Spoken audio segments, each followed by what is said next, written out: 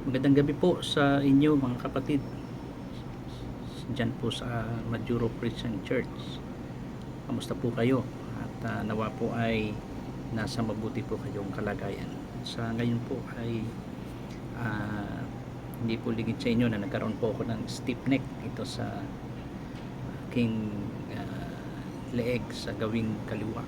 Napaka severe pain po ang aking nararanasan. Last Wednesday ng pagkising ko ay masakit na yung aking leeg marahil po dahil kapag nagbabasa po ako ng Bible na nakahiga at hanggang sa nakatulugan ko po at paggising ko masakit na siya, and then hindi ko po siya ininda, nagtrabaho pa rin po ako hanggang Huwebes, then Biyernes ng umaga dahil hindi na po ako nakatulog ng magdamag ay dinala na po ako sa emergency para i-x-ray, tignan mabuti sa biyaya ng Panginoon. Yun na po, napuwersa po yung mga muscle ko dun sa kaliwang leg ko po, no? At binigyan lang po ako ng gamot at kailangan ng pahinga, at natapat naman itong Sabado, Linggo at Lunes ay day off ko, at nung Sabado ay hindi po ako nagtrabaho. So hanggang sa ngayon po at medyo nawawala na po yung unti-unting sakit, pero pag sumasakit po siya hanggang sa likuran ng likod ng aking ulo ay talagang napakasakit, no? First time ko pong naranasan ito. Dati naman pag nagkakaroon ako ng stiff neck, mga ilang araw lang na titiisin mo, mawawala rin po, pero ito hindi po. Talagang maninigas po yung buong leeg mo hanggang sa hirapan kang lumunok. Kaya po nag-decide na ako na emergency. Pero ganun pa man, salamat po sa Panginoon. At ngayon po ay nasa ating pulong panalangin. Ang ating pong serye na pinag-uusapan ay ang pagsamba pa rin po, no? Ang tunay na pagsamba para sa ating tunay na Diyos. At nung nakaraang mga Biyernes po ay napag-usapan na natin ang tungkol sa buhay ni Abraham, sa pagtawag po sa kanya, at nakita natin ang kanyang altar, nagpagtanggap sa kanyang ginawang altar. Ganyan po yung altar ng paglapit niya sa ating Panginoon sa Genesis chapter 12 verse 7 and 8, sa kanya pagtawag ng Panginoon kay Abraham sa kanyang pagsunod sa kanya. And then ito po ay serye, kaya papasok na po rin po tayo kay Abraham, at ito namang kapitulo sa Genesis 22, no? Sa Genesis 22 verse 5 hanggang sa mga sumusunod na talata ay makikita naman po natin ang iyang pagsamba ng pagtitiwala ni Abraham. Ito na po yung punto na tatawagin na ng Panginoon at susubukan ng Panginoon itong si Abraham sa kanyang pananampalataya. Tayo muna po siguro yung manalangin. Bigay po tayo ng gabay tulong sa ating Panginoon. Panginoon, salamat po sa gabing ito para sa aming punong panalangin, sa pagpapatuloy ng aming pinag-uusapan tungkol po sa pagsamba ng pagtitiwala ni Abraham. Tulungan niyo po kami sa tulong ng Banal na Espiritu na nananahan sa aming mga puso upang maunawaan ang buong katotohanan na inyong ituturo sa amin sa gabing ito. At ito po ay maging paglalapat namin, Panginoon. Salamat po sa mga halimbawa at paglalarawan po ng pagsamba. At nawa po palaguin mo ang aming pagsamba sa inyo, sapagkat ito po ay isang bagay na napakahalaga na lumago kami, Panginoon, sa aming pagsamba sa inyo. At ito po hinahanap po ninyo sa amin. Pagpalain po ninyong gabing ito, pangunahan kami sa pangalan ni Kristo Jesus. Amen. Okay, basahin po natin ang Genesis 22 sa verse 5. Okay, ito na po yung time na kung paano si Abraham ay susubukan ng Panginoon ng kanyang pagtitiwala, no? Doon sa verse 1 pa lang ng 22 makikita natin, no? Talagang bibigyan siya ng pagsubok. At tandaan po natin, sa buhay ng mga Kristiyano ay natural lamang po ang pagsubok sa ating pananampalataya, at ang layunin po nito ay patatagin ang ating pananampalataya sa Panginoon, hindi para panghinaan ng loob, hindi para tayo ay bumagsak sa ating pananampalataya, kundi ito ay ginagamit ng Diyos upang sa ating pananampalataya ay tumibay tayo at mas lalong dumadisay na parang ginto ang ating pananampalataya sa Kanya. Genesis 22, sa unang aklat po ng Lumang Tipan, Genesis 22 sa verse 5. Pero kung titingnan nyo sa verse 1, sabi, pagkatapos ng mga bagay na ito, sinubok ng Diyos si Abraham at sinabi sa kanya, Abraham, at sinabi niya, narito ako. So sa verse 1 pa lang makikita natin na ito ay pagsubok ng Panginoon kay Abraham. Marahil po sa panahon ito, habang pinag-aaralan natin, meron tayong iba't ibang mga pagsubok sa buhay. Pero tingnan natin kung ano yung pagsubok na mararanasan po ni Abraham na magbibigay ng magandang paglalarawan po sa ating pagsamba sa Kanya. Verse 5. Sinabi ni Abraham sa kanyang mga batang tauhan, maghintay kayo rito at ng asno, at ako at ang bata ay pupunta roon upang kami ay sumamba, babalikan namin kayo. So sa bahaging ito ay alam natin na tinawag ng Panginoon si Abraham at sinabi sa kanya na maghandog ka sa akin.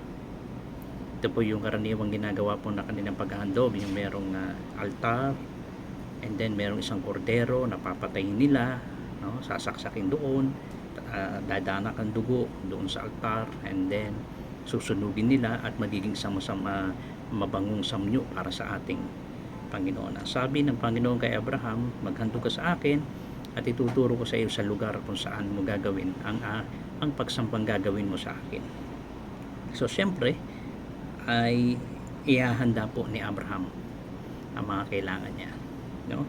Nandun yung mga kahoy, no? Andun yung syempre yung kung may phosphor man noon, no? Magdadala siya para magpasimula siya ng apoy doon, and then kutsilyo na siyang magiging sasaksak doon sa kordero, and then maaga siyang gumising. Itong magandang makikita pa natin sa ibibigay na pagsubok kay Abraham, na talagang siya'y tapat na susunod sa Panginoon dahil talagang maaga pa siyang gumising, hinanda ang mga bagay bago pa man mangyari ang kinabukasan. Hinanda niya lahat ng asno, yung mga 2 tauhan na isasama niya, ngayon din yung kanyang anak na si Isaac. Ihandog mo sa akin, no, ang iyong anak. So nandun na po sila, kaya makikita natin na talagang handang sumunod nitong si Abraham. Sana ganun din po tayo sa ating Panginoon, no? Anumang pagsubok na ibinibigay niya sa atin, sana ang laging nasa puso natin ay handa tayong sumunod sa Kanya. So sa puntong ito, si Abraham ay dinala sa pinakamalaking pagsubok ng kanyang pananampalataya. Ang salitang ginamit niya ay abada, mula sa ugat na abad, na nangangahulugang maglingkod, gumawa, sumamba. Yun po ang ibig sabihin noon. Para kay Abraham, ang pagsamba ay hindi lamang pag-awit, no? Hindi lamang ito pagbibigay ng panalangin, kundi ito'y pagsunod sa kalooban ng Diyos, gaano man ito kasakit o kahirap. Yun ang nakikita niya at paglalarawang makikita natin sa pagsamba gagawin dito ni Abraham, no? Alam natin ang pag-awit ito ay means lang para sa ating pagsamba, yung pagbibigay natin, yung panalangin natin, mga means lang ng pagsamba yan. Pero talaga ang tunay na pagsamba ay nasa puso, no? na may pagnanais tayong maglingkod, magbigay ng kapurihan sa Panginoon, mag-alay ng buong puso nating maibibigay para sa ating pagsamba. Yun ang napakahalaga. At ito ay pagsunod sa kalooban ng Diyos. Mahirap, no? Sapagkat ang handog dito na hinihingi ng Panginoon na ibibigay mo para sa Kanya ay ang iyong bugtong na anak na si Isaac. Alam natin si Isaac na siyang kaisang-isang anak Abraham na siyang magiging tagapagmana po niya. At ito isang himala na rin ang siya ay ipanganak sapagkat sila ay lubos na matanda na, no? Ang kanyang asawa si Sarah and then si Abraham. So talagang siya ang magiging tagapagmana niya. And then makita natin na talagang sumunod sa kalooban ng Diyos itong si Abraham kahit mahirap. Okay? Ang katotohanan tungkol sa pagsamba ay malinaw na ang tunay na pagsamba ay pagsuko ng ating kalooban sa kalooban ng Diyos. Siyempre, ang ating will ay tiyak na ayaw natin kung ano man ang mangyari sa ating anak na hindi maganda, mawala siya, mamatay siya, masaktan siya. Yun ang laging will sa ating puso. Pero ang will ng Panginoon, ibigay mo siya sa akin bilang handog. Pero nakita natin dito ay talagang isinuko ni Abraham ang kanyang kalooban sa Ama. Kung ano man ang kanyang will, ito isa sa ilalim sa will ng Diyos. Hindi ito nakatali sa damdamin, kundi sa tiwala na kahit sa pinakamadilim na utos, ang Diyos ay tapat at may layunin.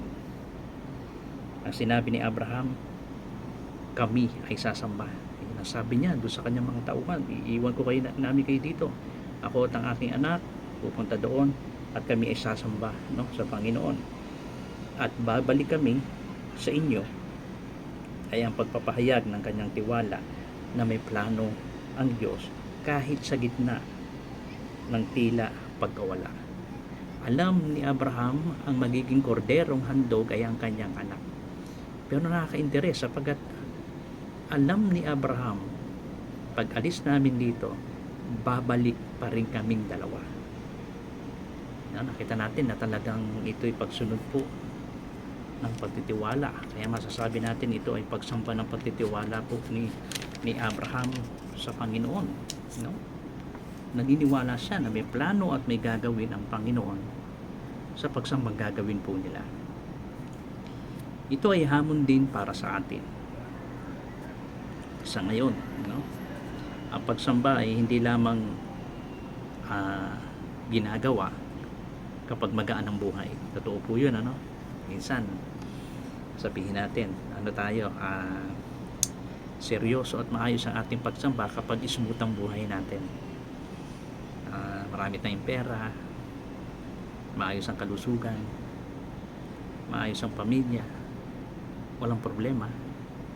Parang minsan doon nakabata yung ating magandang pagsamba sa Panginoon. Pero dito, kung isipin natin, hindi doon nakabatay kung ano yung damdamin ni Abraham, ano ang kalagayan niya.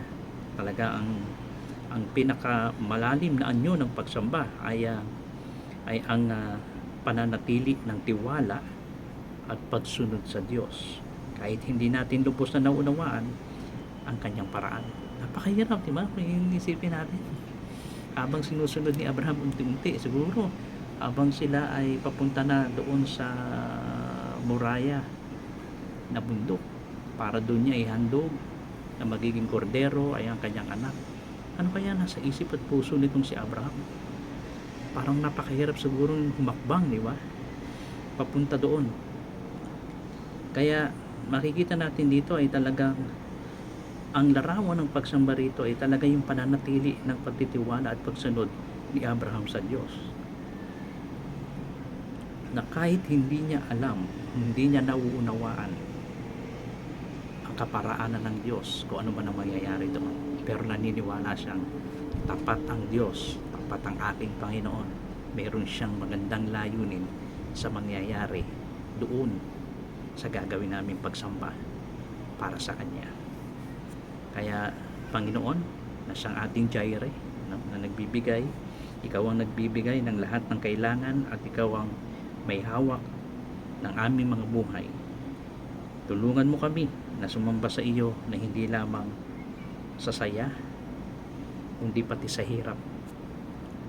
Turuan mo kami na magtiwala sa bawat hakbang ng pagsunod na naroon ka at tapat ka. Napakaganda ng halimbawa at paglalarawan ng buhay ni Abraham ng pagsamba ng pagtitiwala sa Diyos. Kaya maaaring tanong sa atin, bakit tayo sumasamba ngayon? Ano ang ating mga kalagayan sa ating pagsamba ngayon? Nasa puso pa natin ang lubos na pagtitiwala at pagsunod? May pagsubok man tayo ngayon, hindi man natin naiintindihan kung ano ang mangyayari at kung ano ang layunin ng Diyos sa ating buhay ngayon, pero naniniwala tayo na sa ating pupuntahan, na sa ating gagawin, naroon ang Diyos, tapat ang Diyos, at meron siyang magandang layunin para sa ating buhay.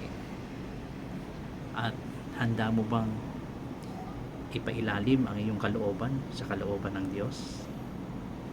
No? At naniniwala tayo na mas maganda at dakila ang kalooban ng Diyos kaysa sa kalooban natin.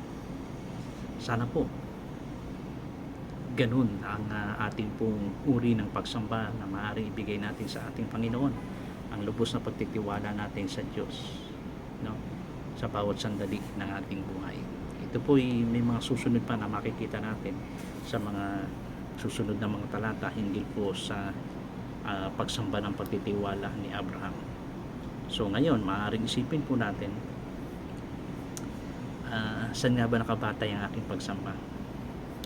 Magiging maayos bang pagsamba ko kung sakaling may mga pagsubok tayong naranasan ngayon at na hindi natin naiintindihan, mahirap unawain, pero nandun pa rin sa puso mo ang pagnanais, ang tapat na pagsamba at pagpapasakop ng ating kalooban sa kalooban ng Diyos?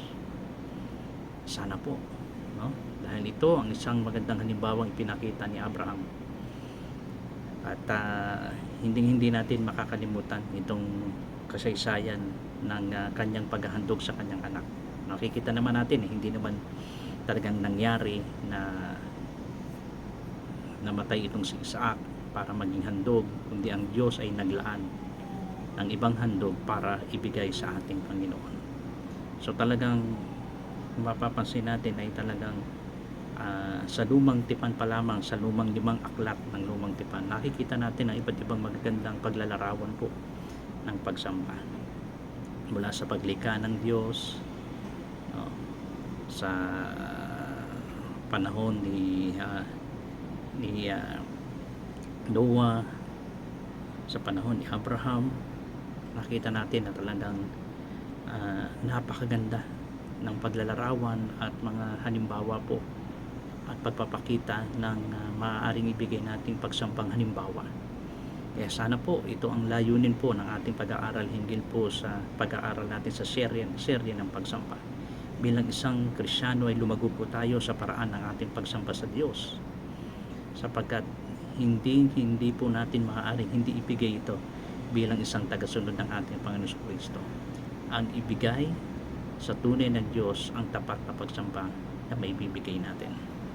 At sa sandaling ito ay nakita natin ang isang halimbawa muli at paglalarawan na ang pagsamba, no, ay ang tunay na pagsunod sa kalooban ng Diyos, pagpapasakop ng ating mga sariling kalooban sa kalooban ng Diyos, na kahit hindi natin naiintindihan ang nangyayari, hindi natin alam kung ano ang layunin ng Panginoon, hindi natin alam ang mga hinaharap, pero nandun pa rin tayo na may pusong tapat na sasamba, na may buong pusong pagpapasakop sa kalooban ng Diyos, na alam natin na mas dakila ang kalooban ng Diyos at mas dakila ang pagtitiwala na gagawin natin sa Panginoon kaysa sa sarili natin.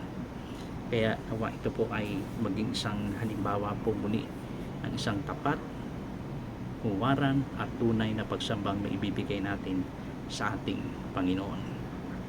Kaya sana habang nakikita ng Panginoon ang ating pong mga puso, habang tayo sumasamba sa Kanya, ay talaga nandun yung buong pusong pagsunod natin sa Kanya, no? Wala yung pagrereklamo, wala yung maraming tanong, wala yung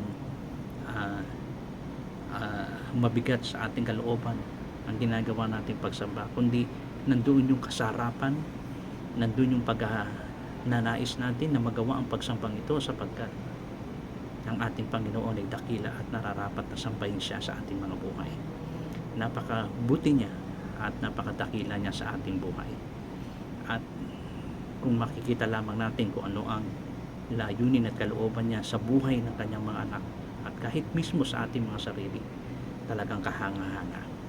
Kaya po mas maganda na isuko natin ang ating mga kalooban na isin sa ating Panginoon habang tayo ay sumasamba sa Kanya.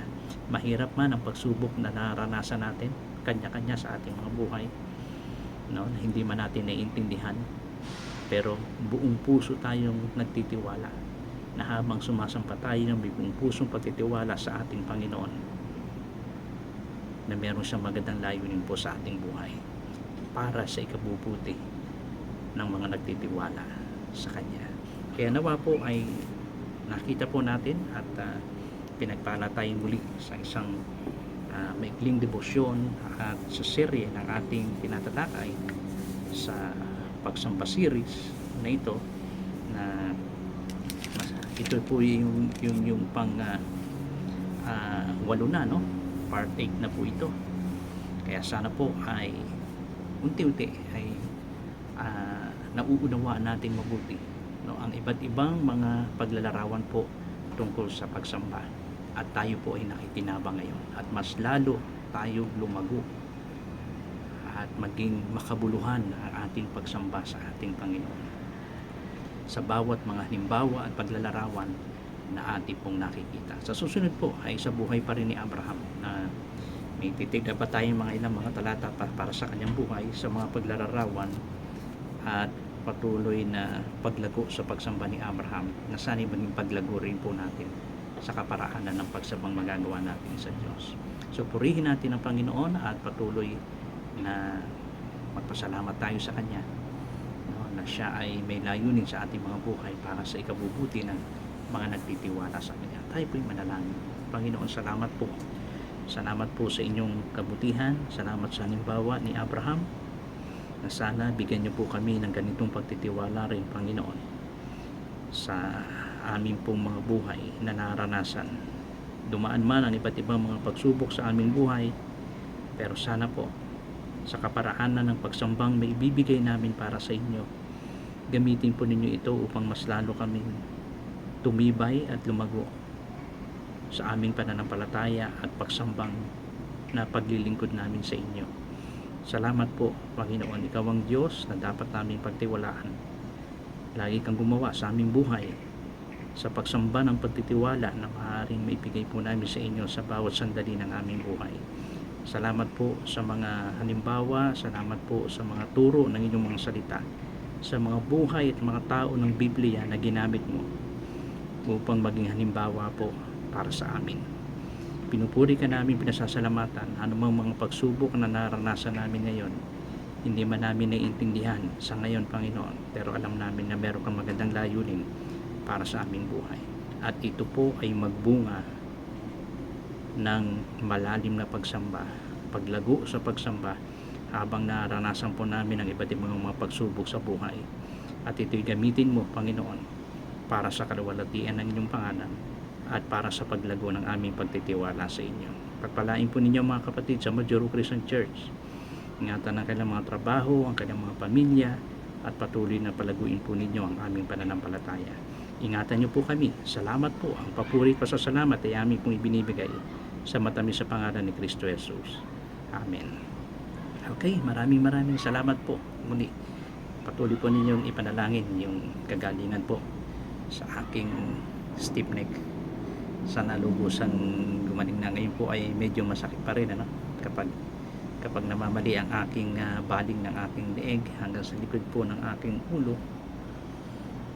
masakit at hindi po ako makatagal ng nakahiga, no? Kaya hindi ko po alam, pagka nakatulog ako sandali, pagising ko napakasakit po ng aking ulo. Kailangan nyo rin po, dahil bukas din po meron din po kaming appointment sa aming doktor. Kailangan po namin magkaroon ng magiging family doctor po namin dito, para sa tuwing may kailangan po sa aming mga medical ay meron po kaming doktor. At salamat na rin dahil meron kaming medical card dito po sa aming pinagtatrabahuhan na malaking tulong po para sa amin.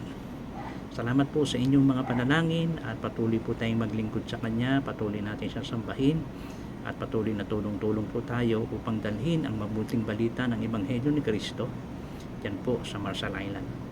Ingat po kayo at pagpalain po tayo ng ating Panginoon sa Kristo. God bless po.